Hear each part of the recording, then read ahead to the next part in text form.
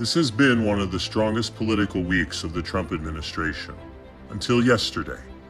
What happened with the Epstein Memo, DOJ and FBI saying there's no client list, no blackmail, is the worst moment of this presidency. For the first time, the administration didn't just raise eyebrows. It lost credibility. We were promised accountability. We were promised truth. Instead, we got doublespeak from the press room. We got silence dressed up as strategy.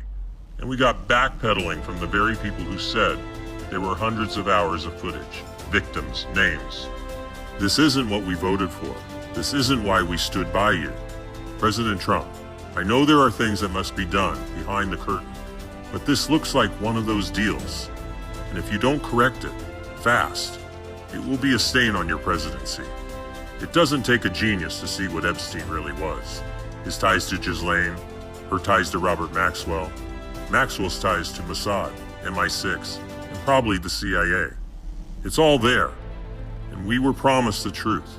But now it feels like we're watching just another cover-up, more of the same. We want to believe that maybe the weapon of blackmail is finally being turned against the people who used it, that the deep state is being cornered by their own creation. We need clarity. We need courage. And we need you to course correct right now, because something is rotten in Denmark.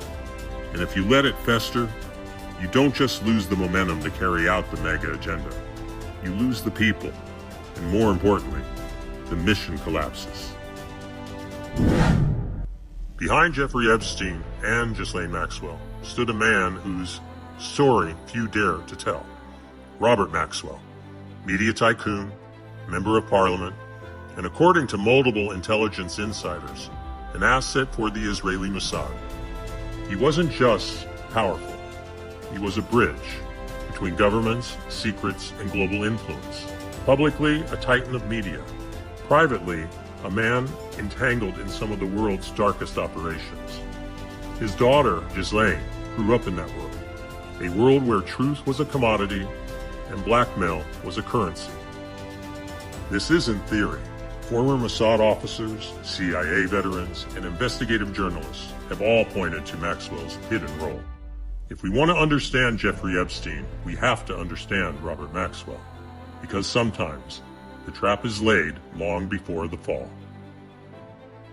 My friends, we are all anonymous.